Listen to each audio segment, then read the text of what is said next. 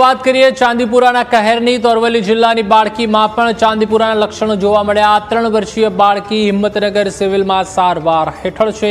શંકાસ્પદ ચાંદીપુરાના લક્ષણો જણાતા સેમ્પલ લેબમાં મોકલાયા હતા।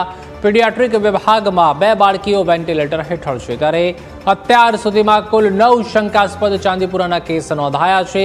9માંથી 5ના મોત નિપજ્યા છે, 2 સારવાર હેઠળ છે અને 2 તંદુરસ્ત છે।